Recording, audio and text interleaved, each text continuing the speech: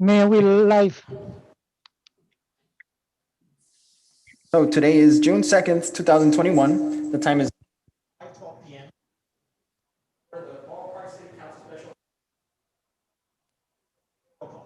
Yes, thank you, Mayor. Councilmember Daniel Damian. Here. Councilmember Monica Garcia. I'll make a motion to excuse Councilwoman Garcia. I believe she's on the way. Any second.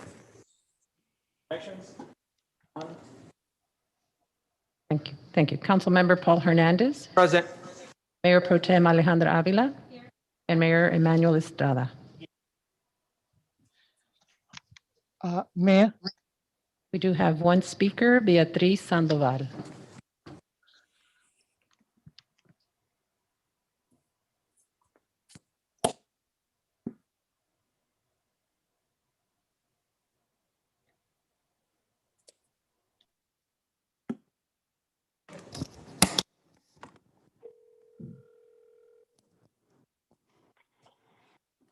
Hi. Hello. Hi, good afternoon, Beatriz. Can you hear me? Hello? Hello. Hello, Beatriz, can you hear me? I can listen a little bit. Okay, you have 3 minutes to make your public comment, okay? Okay, thank you so much. Thank you for opening the. I want to say thank you and congratulate the council, the city council, for opening the chat last week for the city regular meeting. But today I'm talking about the distribution for the Live Oak Avenue for the marijuana distribution products. I saw that in the agenda. They want to discuss today in closed session, but I like to. I watched the whole meeting in April when they bring the presentation. I like to support that distribution side in 14 or 30 Live Oak Avenue. Hopefully, they keep the promise to bring jobs to Baldwin Park residents. And also, I'd like to give one recommendation to them. Please, any donations do you want to bring to our community, please do that contribution towards to our community needs, not for politician campaigns. That is very good to listen our council members talking very nicely about one corporation better than talking about community needs. It's like I had put that in the conversations. I open to have this discussion with everyone who wants to contact to me. But I'm sorry that Miss Monica is not there because she was one of the who speak out very nice about the corporation. I understand she feels enthusiastic, but she needs to be focused more in our community needs than corporation needs. And don't lobby for her campaign contributions when talking about corporation. She is using us as church, our council, to keep her share, and that is not fair for our community. That is all from me today. Thank you, Ms. Beatriz. Thank you.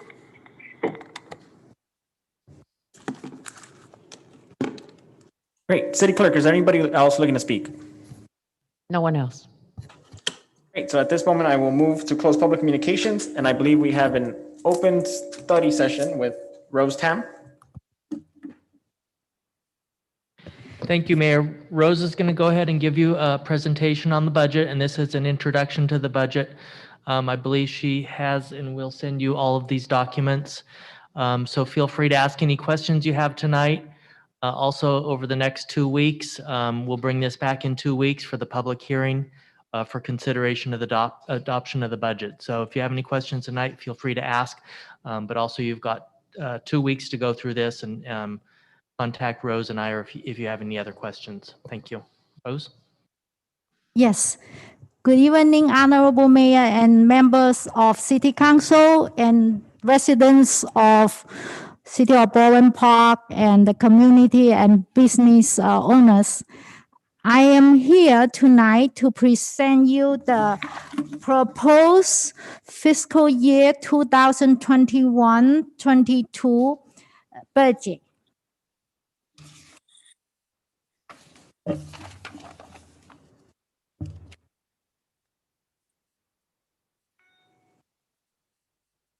I'm going to present you the bar chart slide showing the overview of general fund.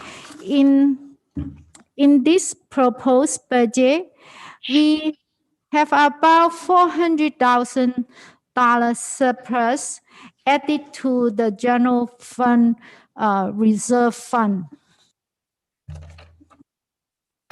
Next slide, please. This slide will give you the overview summary of the general fund revenues. We projected about $770,000 in property tax and $983,000 in sales tax.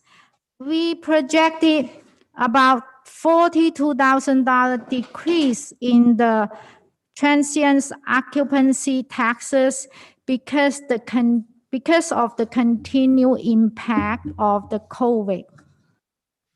And we projected $869,000 increase in franchise tax and $204,000 in utility user tax.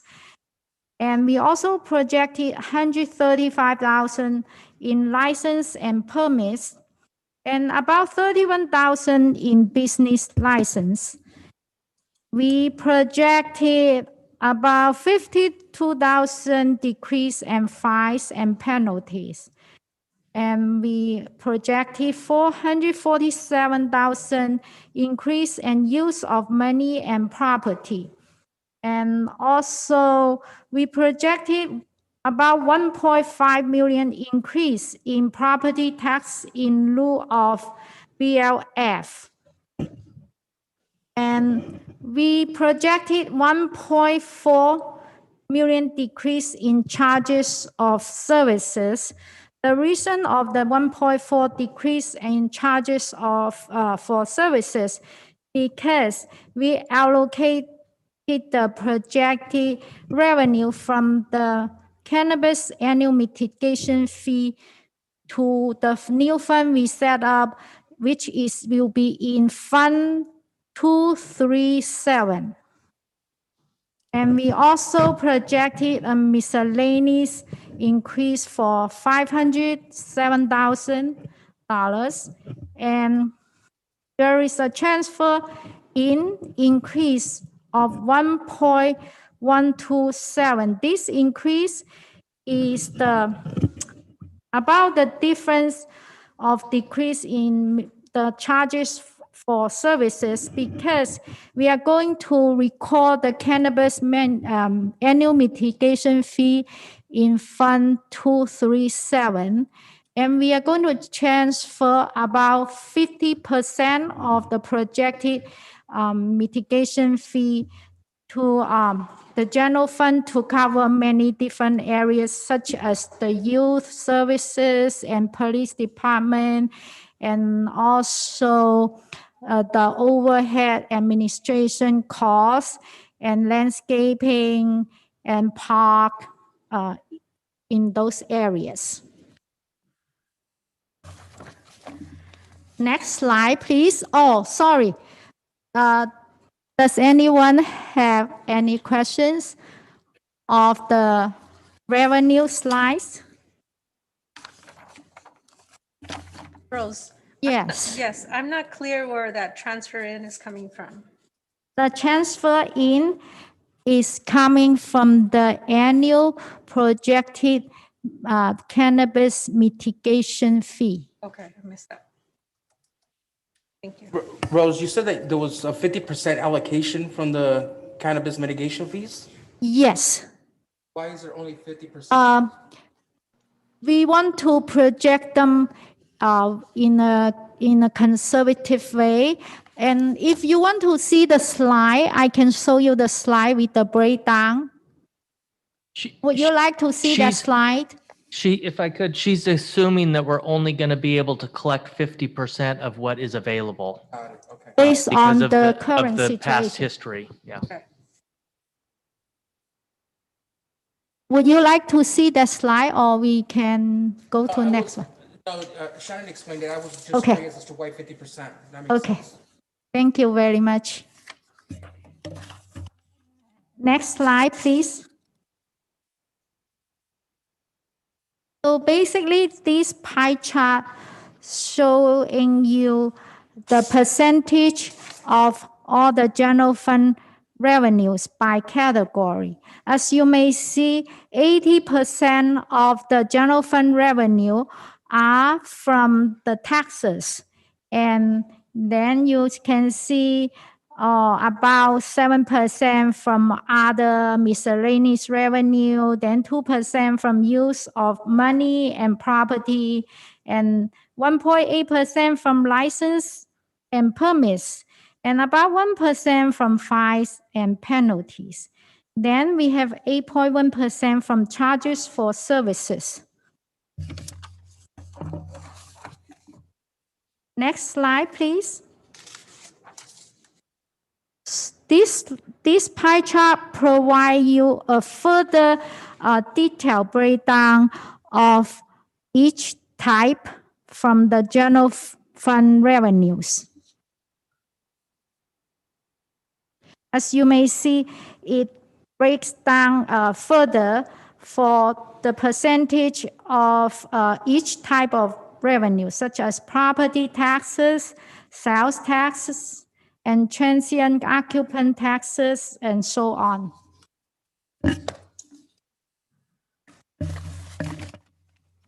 Next slide, please.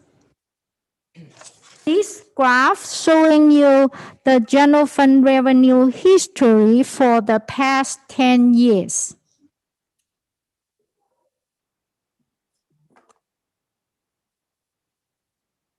If no question, we can move to the next slide. I'm going to present you the projected general fund expenditures. This slide provides you the breakdown of projected expenditure by each department. And as you may see from administration, finance, non-departmental, police, community development, public works, recreation services, and we projected the total increase for fiscal year 21-22 about 5 million in revenue, and we projected about 4.3 million increase in expenditure from the general fund. And I'm going to provide you more details about each department's increase or decrease by category. Next, please. In this slide, I'm going to show you the reason why we have about 295,000 decrease from the administration department. The main increase is from the $180,000 decrease in election costs from prior year. As you may know, we have a big election in the prior year. Then we also have decreased about $110,000 costs from the internal insurance service fund. And we have about $23,000 increase actually, sorry, decrease in the legal fees because we allocate them to the insurance internal service fund. We also have about $11,000 increase in publication, subscription, and deals.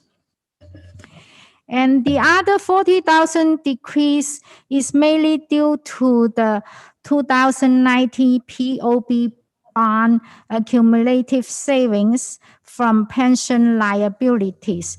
We have less needed allocation to the insurance internal service fund because of that savings.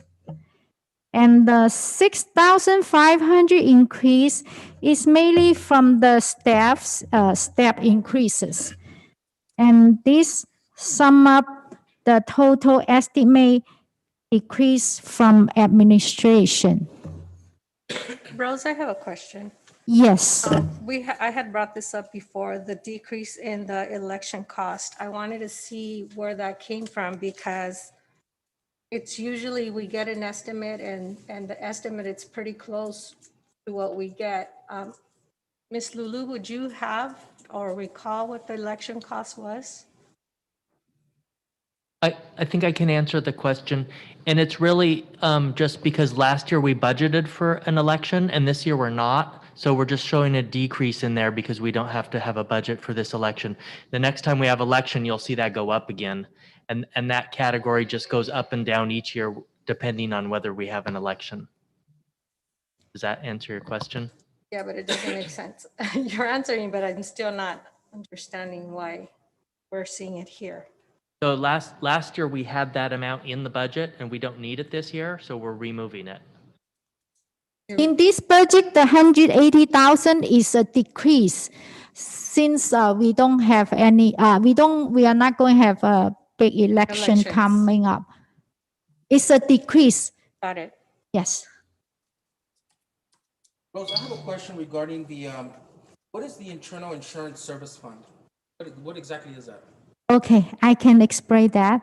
The internal insurance service fund covers all type of insurance such as workers' comp and general liability and in that nature mainly. And because of that, we allocate the estimate costs to everybody, to all the city employee based on the position and their allocation to each funds. You're welcome.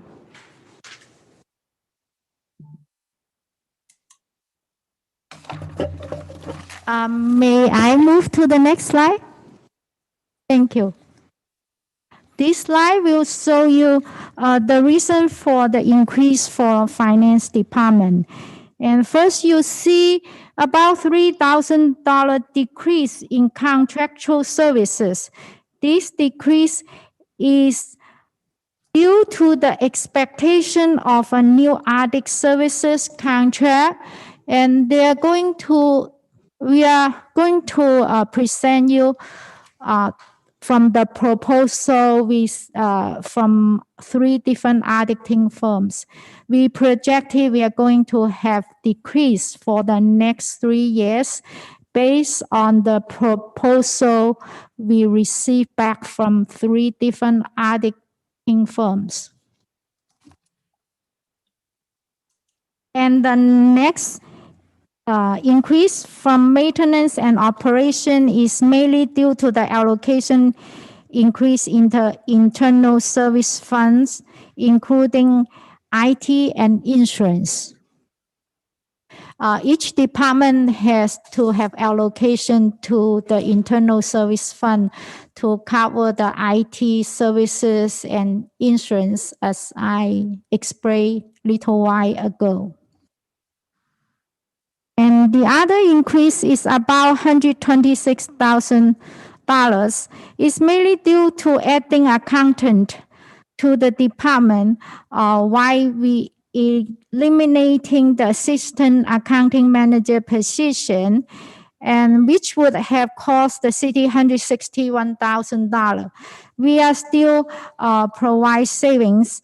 I'm going to hire accountant in a low level, and it will eliminate the assistant accounting manager position, provide savings to the city. Any questions? Is this position currently frozen? The assistant accounting manager, we have frozen, we have freezed this position for a couple years. So you're gonna, Yes. so instead of bringing in the assistant accounting manager at 161,000, you're gonna be bringing them in at 126,000? Yes, and because of COVID and other matters, we try to tighten up the budget and provide savings. So we have freezed this position for a couple years, but due to the need and all the grants coming in and the COVID grant and ARP, that there will be lots of works to do. So we need to unfreeze that position, but we are going to fill it in a lower level position. How many people are you currently short-staffed in your department? How many people in my department? That you're short-staffed? About 2 to 3 compared to what we used to have many years ago. And so my last question is, does your department or your staff handle any of the Be Proud business? Yes, So we're in a sense taking manpower from your department for the Be Proud, correct? yes. On a monthly basis, about 2 or 3 of my staff need to spend extra 4 to 8 hours to handle that per month. 4 to 8 hours a month per staff member? It depends which one. My accountant, he needs to spend extra time handling accounting transactions related to the Be Proud. And also my accounting manager handles some of the matters in the area, and also I need to spend some time in that area to review all the transactions, and to the CEO need to certify all the transaction too, and I need to provide verification with the banks for all the transactions that we have every month. How many hours would you anticipate that your entire department spends a month for the Be Proud? Are we talking about 10 hours a month combined, 20? I would say 10 to 20 hours. Do you have an idea of the dollar amount or an estimation? I haven't really calculated that, but 10 to 20 hours is about the right time that we have to spend each month. And if you can, That's combination of my time and the accounting manager's time and accountant's time. if you can get me a dollar amount on that, Rose. It's about an estimation. $800 of just taking an average salary times 15 hours a month. About $800 a month. That's Yeah. including Rose's time. I can email you the information. We can get Thank you. a more exact answer. And hopefully, the situation right now, we're not able for Be Proud to pay administration to the city. But I believe in the future, once things get stabilized, Be Proud would be able to contribute up to possibly $300,000 a year for the staffing levels for the city, the finance and administration. So in other words, in this budget, we did not include the staff's time and cost in this budget. But like Shannon say, in case in the future, if we generate revenue, then we might be able to pay some of the staff's time. Mr. Mayor, if I may? Thank you. Rose, just a general question. Yes. Could you provide us, in the next week or so, the number of unfreeze positions throughout each department that we're going to be looking at that the departments are looking to approve? For us? Yes. Actually, I have the slide already to show you how many staff unfreeze in each department. As I am going through each slide, I will tell you how many positions that each department unfreeze. Perfect. And then the other question, follow up, which you probably don't have at this time, is of those positions that are being unfrozen, how many of those positions or percentage of their salary are billable back to a grant or some other M&A charge that we don't know of yet right now? Okay. Because- A special fund? A special fund that, again, we have to pay them out of the general fund right now, but we'll be able to bill back part or all of their salary. Because that helps us understand if we're actually truly being, if we're truly, if we're subsidizing all of it, a part of it, or if we're doing 100% of their salary and vice versa. Because again, that gives us a better picture as to what each position is tied to, not just 100% of the general fund, which we have here. I care more about the what's also allowable to a grant, considering the American Recovery grants. I don't know if we can charge M&A to that, or other grants that are coming on that are associated to those unfreeze positions that are being proposed. Thank you. Okay, you're welcome. However, most of the general fund percentage we are allocating to the staff now that we might not be able to reimburse by the grant, except in certain area we can get reimbursed from the ARP. Okay.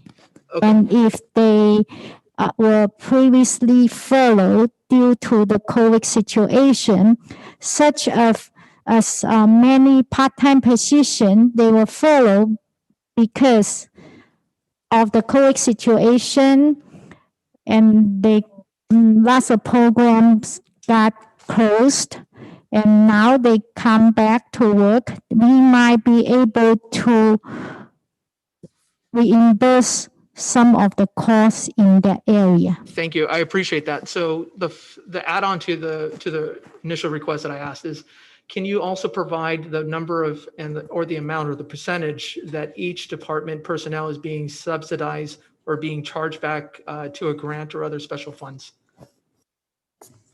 Okay, thank you. And I think Rose does have a slide on the positions, but I think, Rose, they're also in the detail breakdown. Yes. You were just handed, so if you're able to look at that later, and if you have questions, let us know. What page? What page? I also emailed it to the city council last night. I apologize. I wish I could have emailed it to you earlier.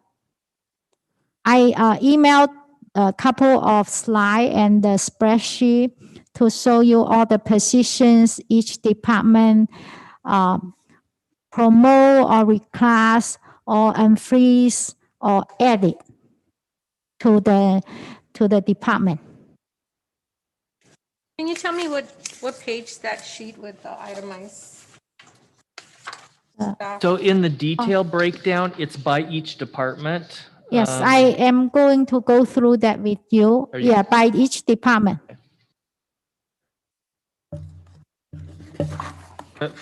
For example, if you look at Roman numeral VI-11, that would be community development. So it shows all the positions for the previous year, what's proposed for the current year. Those ones that are in the brackets are proposed frozen for salary savings.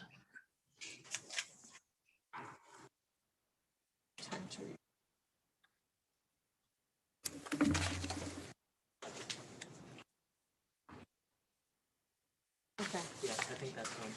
one right here, it's for Yeah, so this finance. is finance of these. See the frozen. I'll look at all of them. Thank you.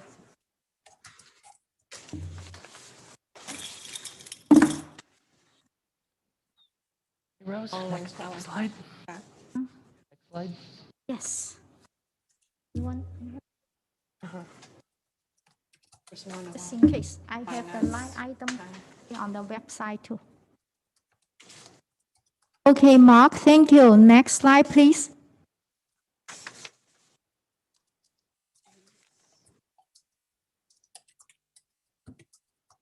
This slide showing you the non-departmental increase.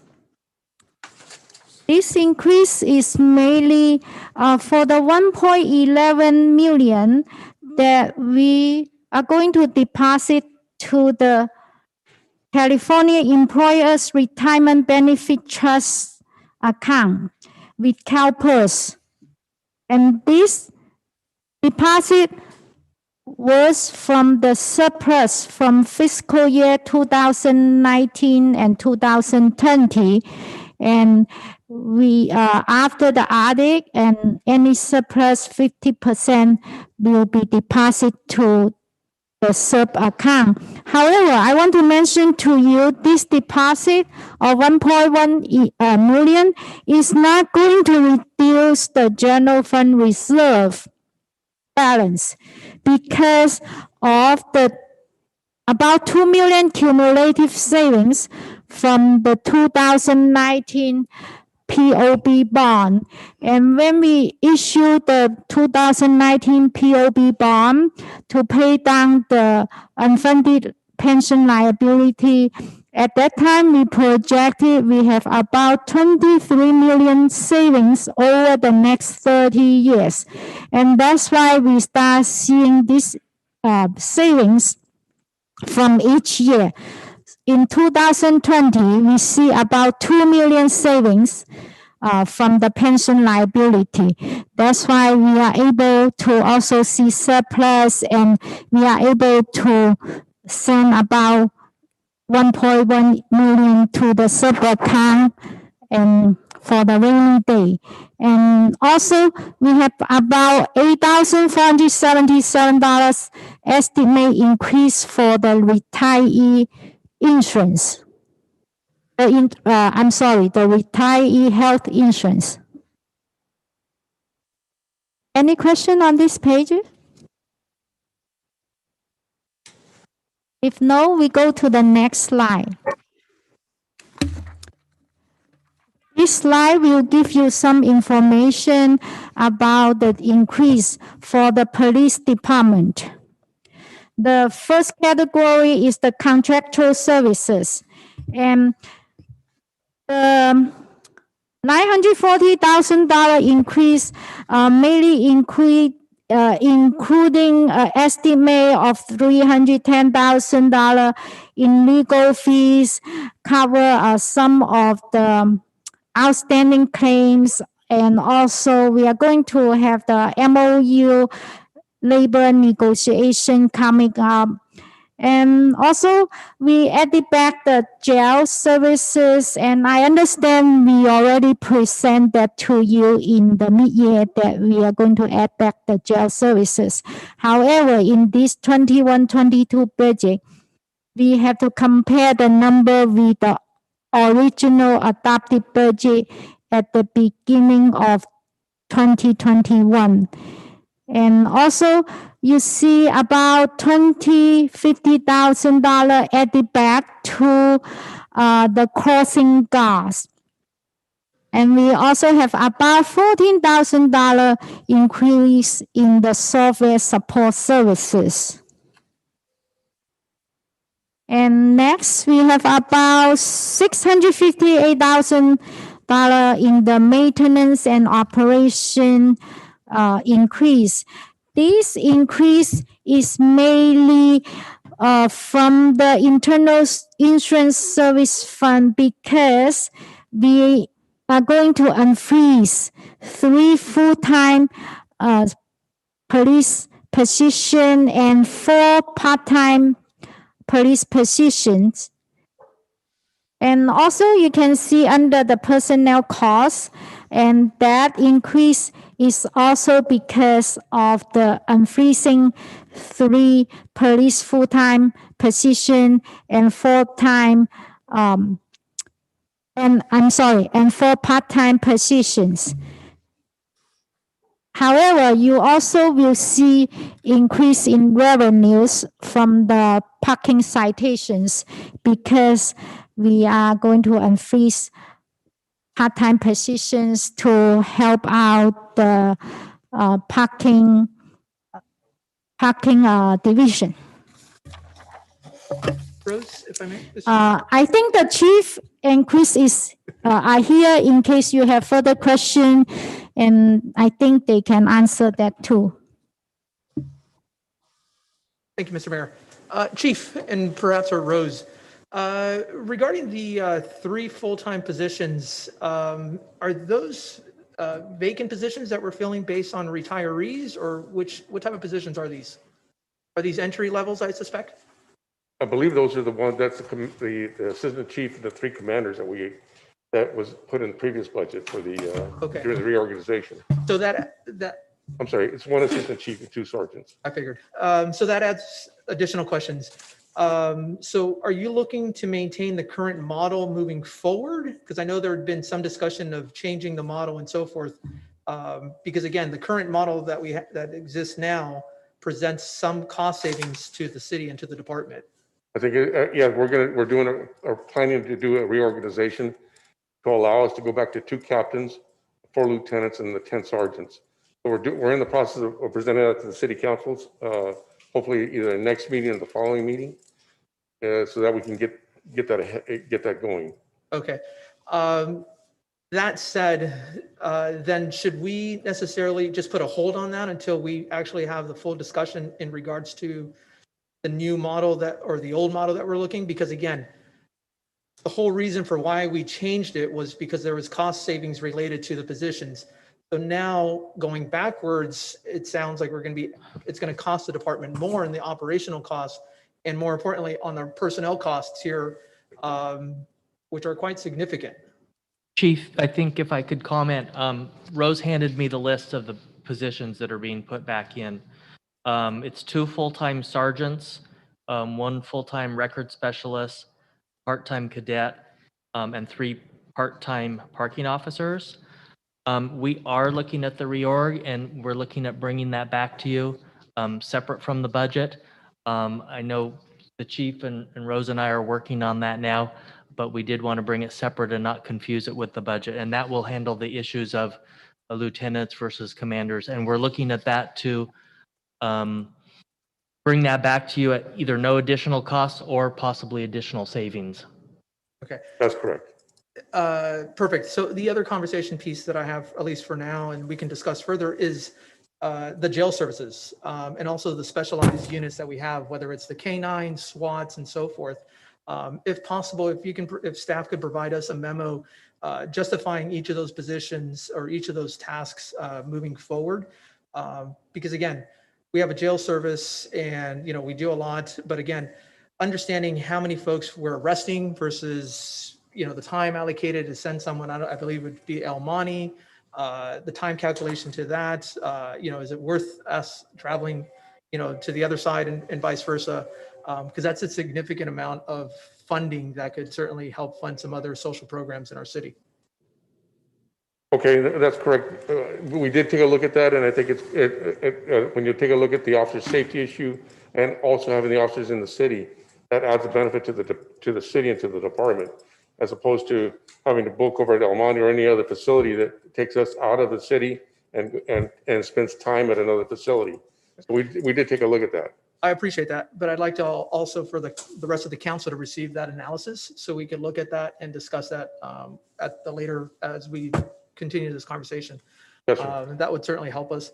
What I also don't see generally here is the body cam expansion or anything of that nature. Is there any needs for that? But we are going to present it here shortly as well. Okay. Perfect. We'll have a lot of conversations. Yes, sir. Thank you, sir. Yes, sir. Thank you, Chief. I'm looking forward to your presentation so we can better understand it. I appreciate it. Yes, ma'am. Thank you.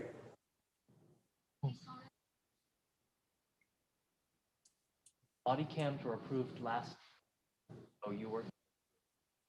And that monies was appropriated into the budget for that. Right, for the.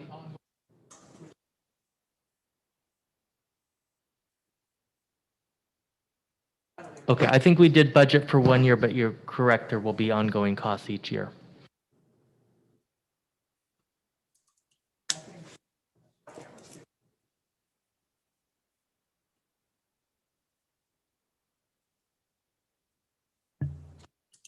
May we move to the next slide? Before we move on, I just wanted to, I think, I like Councilmember Hernandez's points, and then I just wanted to ask about the crossing guards. Is there any other alternatives that we have? And are these contractual services? Are we going to hire firms to come out and be the crossing guards, or is this handled by PD? Yeah, typically in the past, we have contracted that service out. It was suspended due to COVID. We're anticipating bringing it back. I know the chief does want to meet with the school district and discuss that and hopefully, come to some partnership on it and possibly cost sharing, but that hasn't been determined yet. Okay, and then can we potentially also look at other possibilities, maybe a volunteer program with seniors? Is there any sort of certification that's needed? Yeah, we can look at that. Okay, great, thanks. Next slide, please. This slide will show you a breakdown of the community development's increase or decrease. The first increase for the contractual services includes $329,000 in legal fees for a couple of existing claims. About $50,000 will be for the handling of building inspections and other services in absence of staff. And the 2,000 decrease is mainly from the allocation to the internal fleet service fund.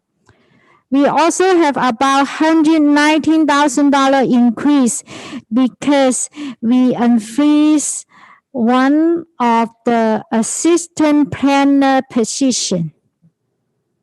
So that will summarize the total increase about $500,000 in community development department. Any questions? Yeah, Rose, what is, I've got a, Go ahead, Councilmember. anyway. Rose, I've got a question in regards to the 50,000 consultant services to handle building inspections and other services in absence of staff. Yes. What exactly does that mean in absence of staff? Is that when staff is not available? Rose, I'm sorry. Want to Yeah, I can answer? answer that question. And that's an amount that's been in past budgets, and it's used for various services, overflow services.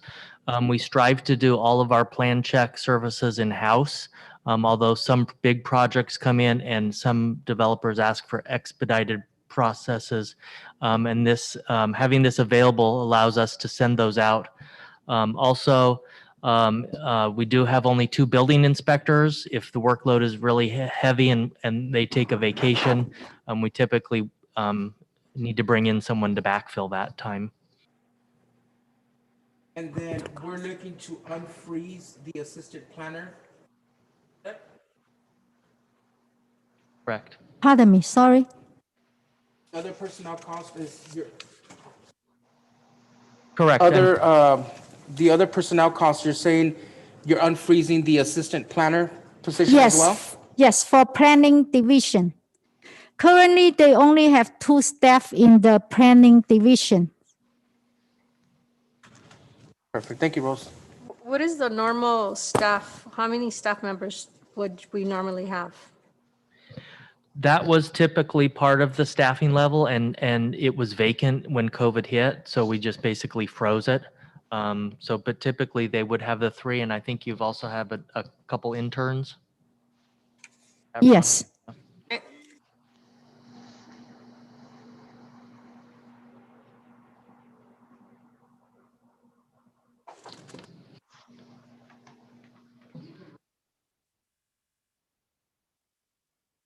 we go. So we converted 2 part-time planning tech positions to create a full-time assistant planner position, which is an essential position in the department because, as Rose mentioned, there are 2 planners. That includes myself, the city planner, and an associate planner to handle all development review for the city. So we were able to manage during COVID, but again, it's essential that that position be unfrozen to continue providing services to the community. Mr. Mayor, if I may. Thank you. Ron, have we done an analysis if it's cheaper for us to hire and, do the the contract services versus hiring somebody for 120,000 for that position? Or just as an extra body? To look at the reviews and so forth? Because again, the ebbs and flows of the workflow that happens with the planning, that might be a different alternative that saves us money, not only on the salary cost, but also on the fringe benefit costs and so forth. To answer your question, frankly, no, we have not looked at that. Can we do that and also do an analysis based on the workload, not during COVID necessarily, but also before COVID? And then also if there's a sense of the type of work that's going to be happening, now and, post COVID, that can certainly help us. Because again, I'm not necessarily just want to start filling positions back automatically without having done the deep dive, or at least have staff gone through the work process of understanding if it's better just to perhaps, have this person, maybe we only hire them for 6 months instead of doing the full 12 months, come July 1. Yeah, no, good points. Just based historically, based on my experience so far being with the city, the ebb and flow that you refer to, there is a constant flow of work that comes through our department. I will be frank in that it's quite amazing. Sometimes I ask myself, how do I do it with the one staff member that I have in the department to process most of the development within for the city. And again, as I mentioned, one of the big reasons why we converted the 2 part-time planning techs is because we were seeing a revolving door.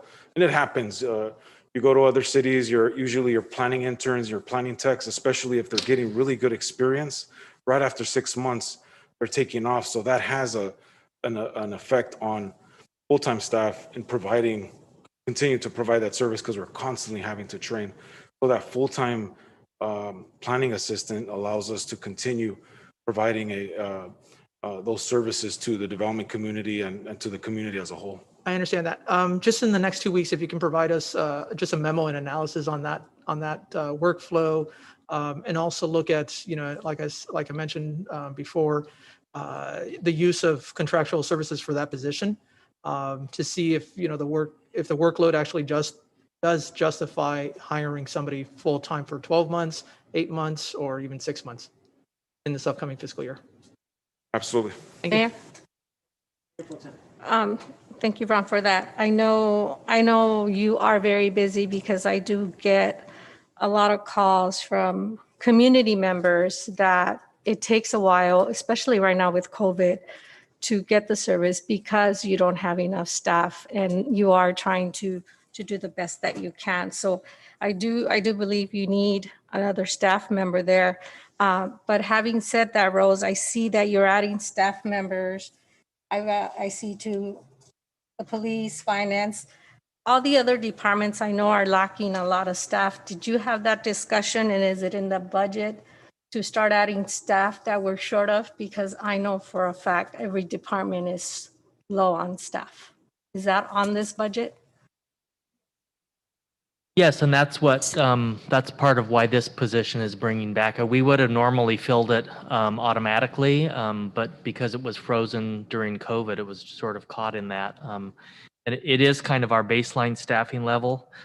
We do have the ability to contract out if work increases.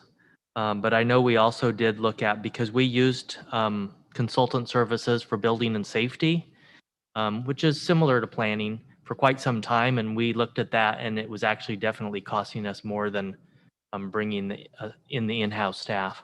Mm-hmm.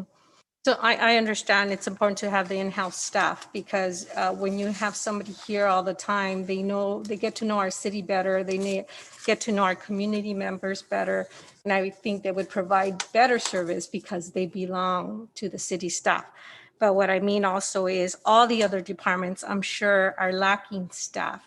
And so I would like to see if you did allocate it here, where is it exactly that, besides these 3 areas that I mentioned, that you allocated money for more staff to come in and start doing the work that I know we have fallen behind on right now because of COVID, but because we actually need it on a regular basis. So if you can give me a detailed list of where this stuff is going and how much money you allocated for that. I think Rose has that Yeah. slide. I think if you want, she can go to that now, or Okay, if it's there, go ahead. I'll we wait. can just get to it in a minute. Okay, We can put because I just see recreation here. I don't see anymore. Hi, Mark. Could you please put up the personnel request slides?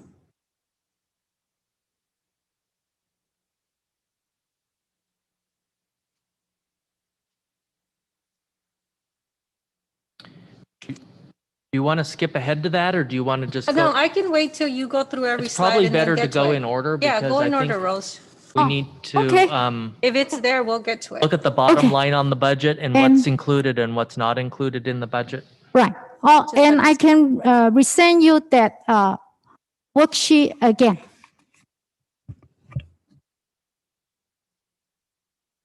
Next, we are going to go to Public Works. Public Works showing a total decrease of $103,000. I'm going to go through each category. We have about 20,000 increase due to upcoming new developments, plan checking, and will be covered. However, this cost will be covered with the development fee revenue.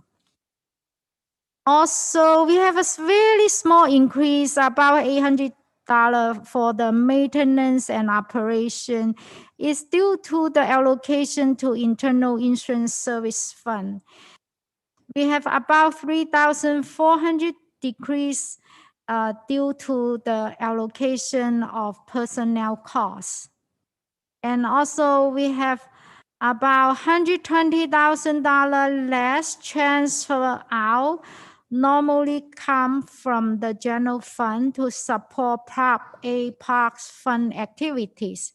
As I mentioned earlier, I allocate this $120,000 to support the Prop A Park Funds from the cannabis annual mitigation fees. And that's the reason you see the decrease in this area. Any questions? If no, we go to the recreation community services. In the community recreation and community service, you see about 438,000 increase. And under the contractual services, you see about 9,000 increase. Mainly is for the promotional material design, senior prom, entertainment, teen center mentor programs, facility use fees and snacks purchased from BPUSD, and outdoor movies. And it's due to the reopening to the publics. Also, you see about 110,000 increase in maintenance and operation. The increase includes 19,000 materials and supplies for reopening, again in here. And you also see about 20,000 to reinstate full custodial services. About 19,000 for utilities increase and 7,500 for repairs. The increase also includes allocation to the insurance and free internal service fund.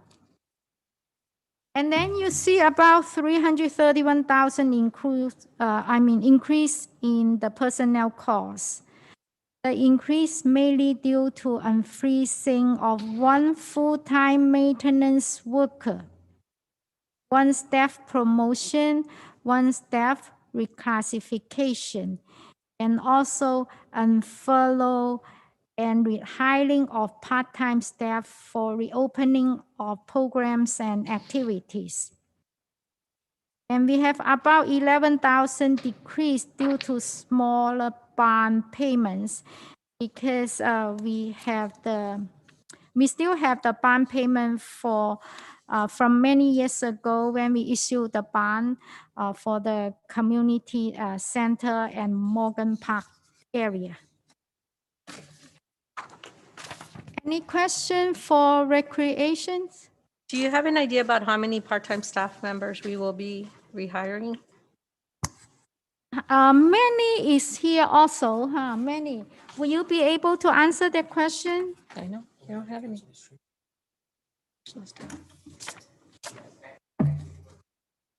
Thank you for that question. We'll probably be hiring or rehiring probably 30 to 50 part-time staff members.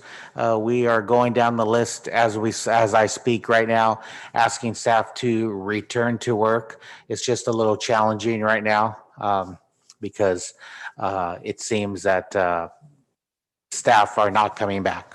They have other options. Right, so is that the amount of staff that we let go, 30 to 50, or do you I'd have to a better refer that number? to Rose. We reduced our workforce significantly, and the ones we did keep reduced their hours. But Rose, can you answer how many staff we furloughed approximately a year ago? I would probably guess about 70-ish. Yes. And maybe it's more than that. In this budget, we include about 171 part-time position. So you're adding almost 100 part-time staff back. Yeah, I think it was closer to 80, 85 that were Okay. for. I remember seeing 77, 85 then. It was a significant amount of staff members, and it's going to actually take time for us to rehire all of the staff, our lifeguards, and so on. It is a tall order, but we're definitely starting the process. So if we let go of about 80 staff members and we're only looking into getting 30 to 50 staff, how is that going to work for you able to run your full program? Oh, we have to look at is that the number that we're bringing back, Rose, 30 or 50, or I don't remember offhand specifically how many staff we are bringing back. Well, I think we also brought some back during the year as things started ramping back up. You had to bring some back to do some of the giveaways. To Some of help the out with giveaways and vaccine cleaning. sites. So some were brought back during the year. Yes, as I approve all the timesheets, I'm approving timesheets for staff working 2 hours a week, 5 hours a week. So all those staff members will increase to 20 to 30 hours a week, depending on the need. But it's been our past practice, if we need additional staff, Rose and the city CEO have been very gracious where we're able to hire additional staff, because we may have one staff working 10 hours and that assignment could be 32 hours a week. So we may have another staff working 5 hours, another staff working 7 hours to fill that gap of 32 hours for that one assignment. So I can see why many people don't want to come back because they're not getting enough hours. So they're probably looking for somewhere where they can get a full-time job. I know a lot of your staff has been here for a long time. Yes. As part-time workers. So what can we do to help the program? Because that program I know runs on a lot of part-time work, and they've been working for years and years hoping to get on board as full-time. And I'm sorry, but I don't blame them for not coming back if they're not promised, more hours. We can't survive on 32 hours. So what can we do to fix that problem? Because it is a big problem at Parks and Recreation, money-wise. So, I mean, we can get you the breakdown on exact numbers. It is, It is complicated because many of them are seasonal. Many of them are only working in the summers. And Manny can comment on this. Some of them only are available to work a few hours a week. But I think those that want to work 32 hours a week, you're able to do that. Yes, for the most part, we've done depending on the a positions. yes, we've done a pretty good job at providing staff hours, and that's part of the reason why we have staff members working 5, 6, 10 plus years with us on a part-time salary. Some of them work for the school district, some are students, some have other obligations, but we definitely do our best. I think one of the elements of retaining staff, or maybe two, are the hourly wage that we pay our staff members. In addition, if there's any alternatives to exceed the 999 hours a year, which then you go into PERS, and there's an additional cost to the city. So those are two long-term items that if we could probably address, they wouldn't be full-time, but it would definitely be much better for the staff members. Right, they would want to stay longer. And I understand there's people that can only work part-time because they hold other jobs and that's all they want. But I do know of quite a few of your staff members that are still there hoping to get more hours on, and because they really love what they're doing and they do an excellent job. Yes, they do. Your program is a great program. So that's just something that I think we need to look at to show them that they are appreciated, because they want more work. Some of them, of course, not all of them. So if we can just look into that to see what the cost could be Okay, for thank that you. department. Manny, really quick. Yes, sir. Do you know approximately how many non-personable staff members you have in your department? Probably need to refer that to Rose, but I would probably guesstimate about 10% of the part-time staff are probably PERSable, maybe 15%. I will look through the records and let you know. I will email that information to all the city council members. Yeah, please, Rose, if you can send us a full list of all staff members that are non-personable. Yes. Because that may be something that we need to look at, because if they can't exceed the 960 hours a year, like right now, we're going to have an issue with a few of the programs we're trying to bring back because we don't have the manpower. And, I think we're going to end up spending more money trying to rehire people, train them, put them through the background checks. And if we were to give them the opportunity to work more than those 960 hours a year and maybe even make them personable, it would give them that incentive to stay. Yeah, we need So to maybe make it- that's something that we should, address and look at. So if you can just, send the council a full list of all the non-personable staff members so we can evaluate that and see what our options are. We can run the numbers on that, and I think Rose and I can look at the costs, and I have some ideas. I'll talk to Rose about it. It may even be a break even. Yeah, let's look at the whole program and the needs of the program, because I know that's one of the programs that has been out in the community during COVID. And I know some of your staff has worked long hours, split days, because we don't have staff right now. But that's something that happens throughout the year. Pre-COVID, they were always working, having to break their hours, and then he would bring somebody else in just so they wouldn't go over the time allotted. So I think it's really important that we look into that and make sure that that we are providing an opportunity for them. They want to stay here and they want to continue working for the city and not look elsewhere, because right now we're very short staffed. And again, I understand why. And we do need that staff. Thank you. Okay, I will provide the list of part-timer, personable and non-personable after the meeting. We are going to the next slide, please.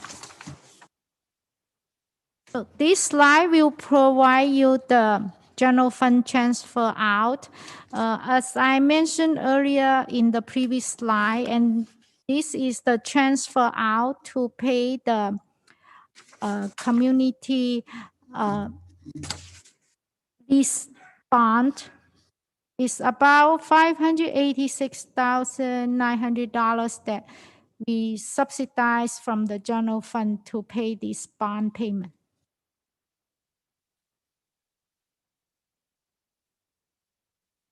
If no question, we go to the next slide. This slide provide you the bar chart and show you what is the percentage of the general fund expenditure from each department.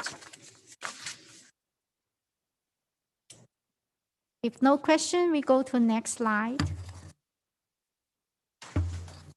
This slide will show you the general fund summary for the proposed fiscal year budget 2021-22.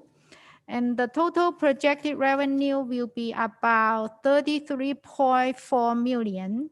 And the total projected expenditure, including the transfer out, will be about 32.9 million, and which give us a projected surplus of 400,000. And Rose, if I could say a couple comments. Yes. As you know, last year, most of the community events were removed from the budget. So we're showing you this number now, but we're going to bring you to another slide very soon where we have the list of the community events that were removed from the budget and have the council have some opportunity to give us input to put those back into the budget. Also, in addition, I know we've talked about the ARP funds. We're still looking at all of the final guidance on those, and we didn't want to confuse those funds with the budget. So when the budget's adopted, we're going to bring those funds back to you probably in a study session so that the council can give direction on how to allocate those separate from the budget process. Any questions? No question. I don't know if City Council have questions. Okay. If no, we move to the next slide. This slide will provide you the list of special events and programs that Shannon just mentioned that you can give us guidance or direction, let us know which program you want to add it back. And then we will readjust the general fund, or we can see if other funds can support this program also, after you provide us the list that you want the program to add it back to fiscal year 21-22. Mr. Mayor? Thank you. I mean, my suggestion would be to bring all these programs back, with the caveat of, whatever the county allows us to do come June 15th, just set aside all the money. If we're allowed to do the street markets, then great. If we're allowed to do the 5K run, that's fantastic. The one thing I would ask is perhaps we want to increase maybe the trick or treat with a cop from 2,600 maybe to perhaps to 4,000 or so, because that is an event that gains and has a lot of attendance, more so than expected, I think, each and every year. Because I know one of the things that our officers do is they go and ask for donations from the community. I don't think that they should be doing that. I think we should allocate the money for them so they can provide the services for our youth. So that would, I think, lessen the burden on them to be focusing on any type of donation requests or anything like that. And, perhaps also just make the event that much nicer. So, I mean, those are just some of my comments. Thank you, Mr. Mayor. Of course, I like all of these events. We have to keep in mind the staff, because I know, again, we go back to Parks and Recreation. They're the ones that cover most of these events besides the ones that the police department handles.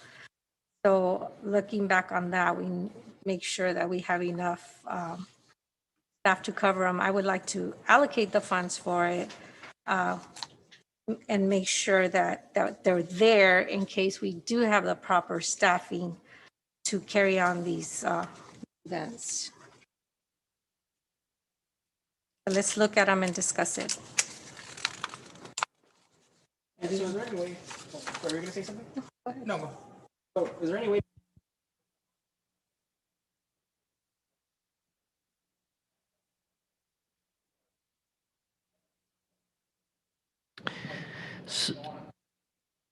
So true. You have about 402,000 surplus, and you've got $489,000 of events here. We do believe we can fund the job fair with the ARP funds, although that's a small amount. I think Councilmember Damian has an item on tonight to help subsidize the businesses at the downtown street market, which may help that event a little bit. I think we would prefer for the most part to get direction because there's a lot of planning on these events that go on, at least if we could get direction, on the bulk of these to implement them in the budget. And we could bring back those later that as they come up.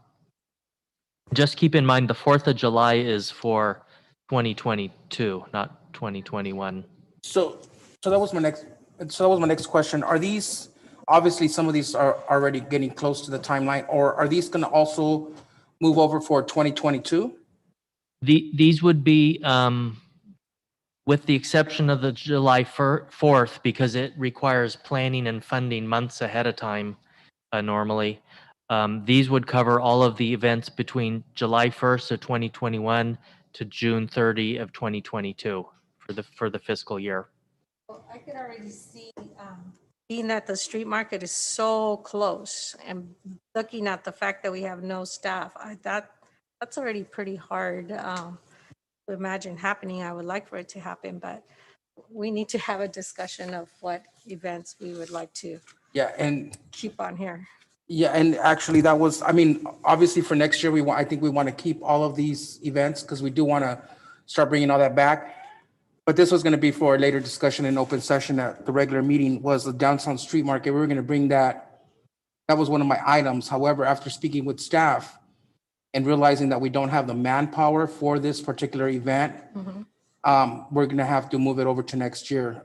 We were hoping to start the street market in August, but because they're not able to hire the staff and there's nobody applying, unfortunately, we're not going to be able to do the program this year. So, obviously, we still want to move it and plan for it for next year, but that's going to be a big cost savings for 2021. So I say let's remove the street market and allow the rest of the programs, obviously considering that we have the manpower from the Parks and Rec.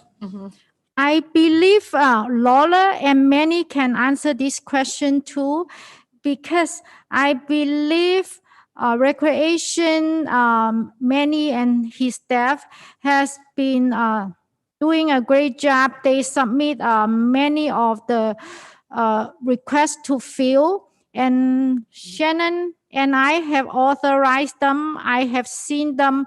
I have seen HR publish the hiring for 5 different type of positions, and I do not know how many applicants have applied for those positions. And I know about 2 weeks ago, I authorized all those requests to fill position, and Shannon also approved them, and they've been posted on the city's website for hiring. And maybe Lola can update you later how many applicants have applied for those 5 different positions. Those positions are for the opening of senior center and the street market and different special program, teen centers, things like that. So I believe Lola can provide you the information later on how many people have applied for those positions. And I think they are doing, they are moving along. If we have enough applicants, and plus some of the staffs, part-time staff have come back to Recreation, we might be able to start a program, right, Manny?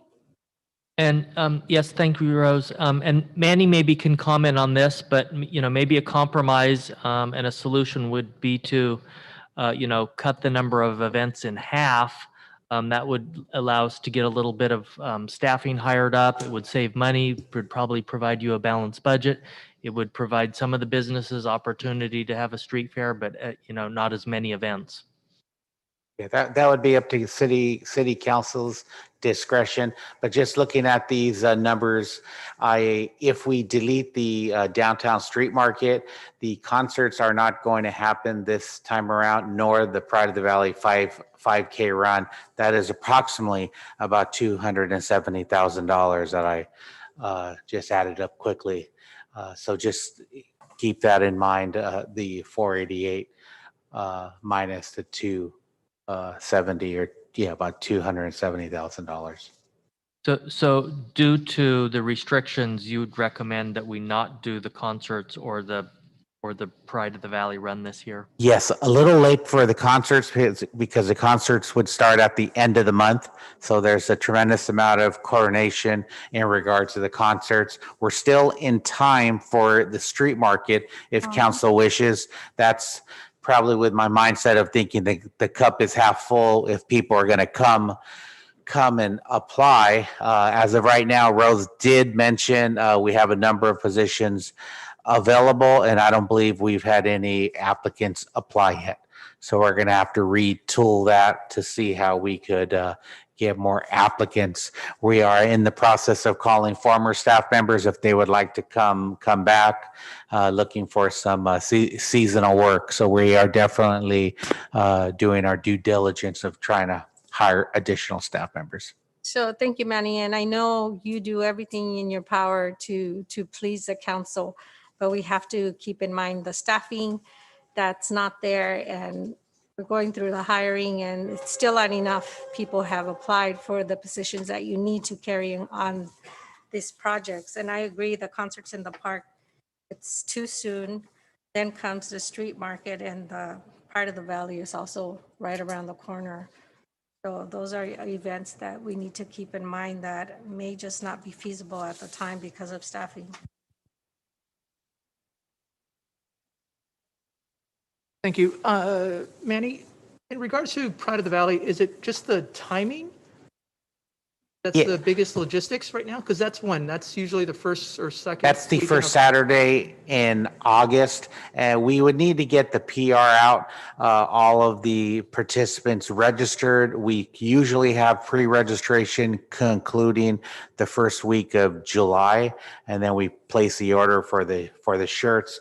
What I don't want to do is order too many shirts, order too many awards, and get stuck with them because those are dated type of events.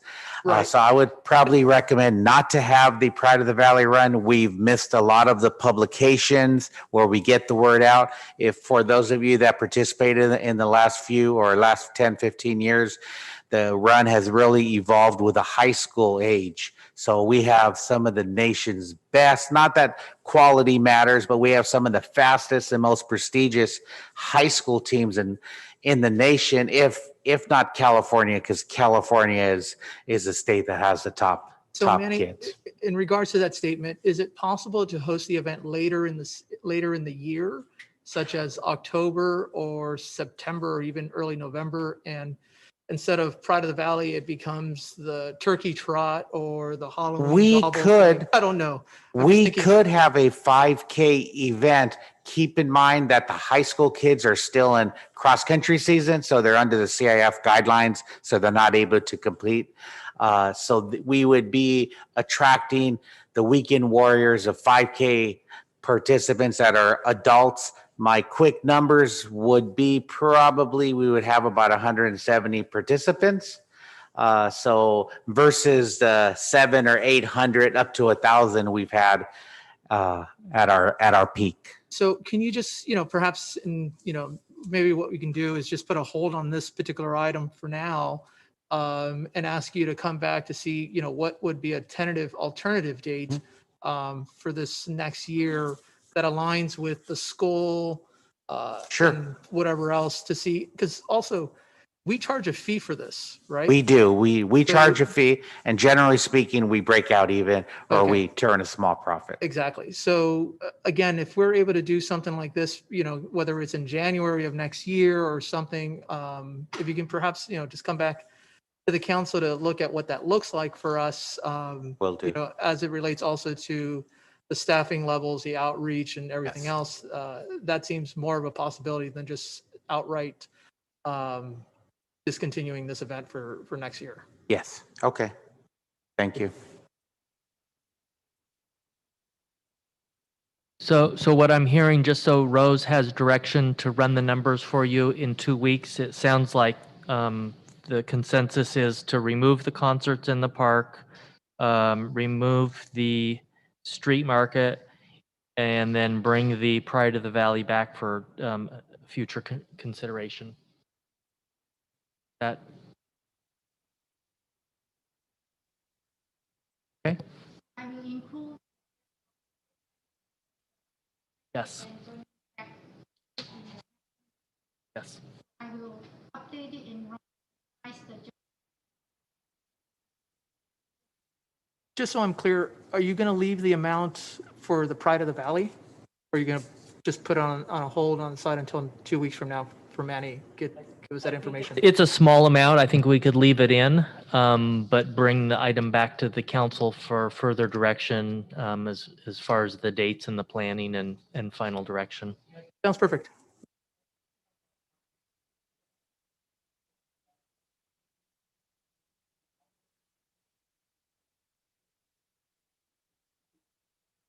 Okay, thank you. Next, please. This slide provides you the overview of citywide proposed budget, and due to the limitation of the time, in this presentation, we mainly focus on the general fund. However, all the proposed budget line items, including all other funds and special revenue funds, have been posted on the city's website. In the budget section under finance, the public and everyone can view from the city's website.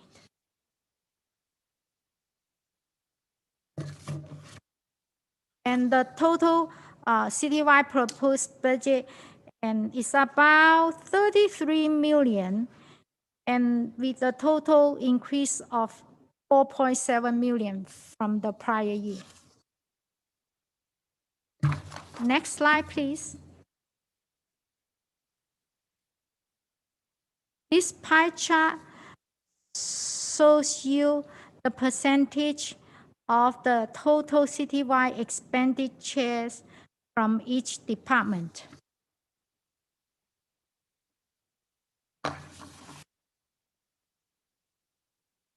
Next slide, please. As I mentioned, and we can refer the citywide proposed budget department line items that has been posted in the city's website under finance. The new capital improvement projects for fiscal year 2021-22 will be presented to you separately at a later date, most likely at the end of July or August, after we adopted the citywide budget.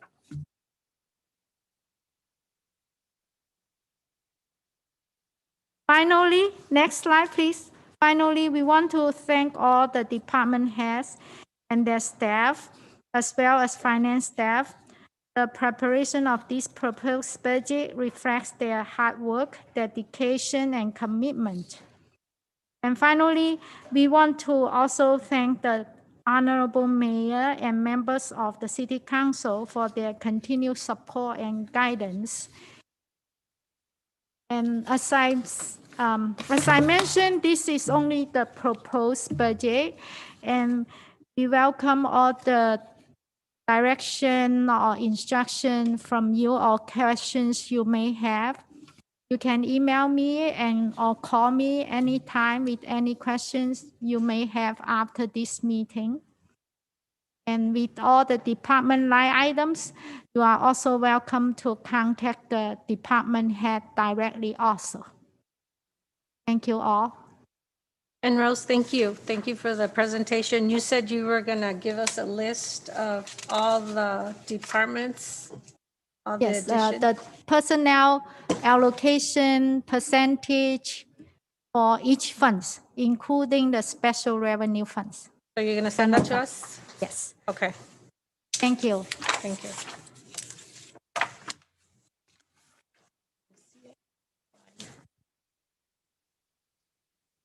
Oh, before we move on, I did have one more question. I know 2 weeks ago we directed staff to find funds to fully fund Parks and Recs for residents of Baldwin Park. Has that been considered in the budget or not yet? No, we're looking at probably bringing back a program. I know Manny's working on that, but we're probably going to be proposing some ARP funding to do that, at least for the first year. Okay, thank you. Okay, so if there's no more questions or comments regarding the open session, I believe at this point we can move to closed session. Yes, and the attorney will be, and Ben will be joining us by Zoom. So we'll Okay. have Mark shut this one off and ask everybody to leave.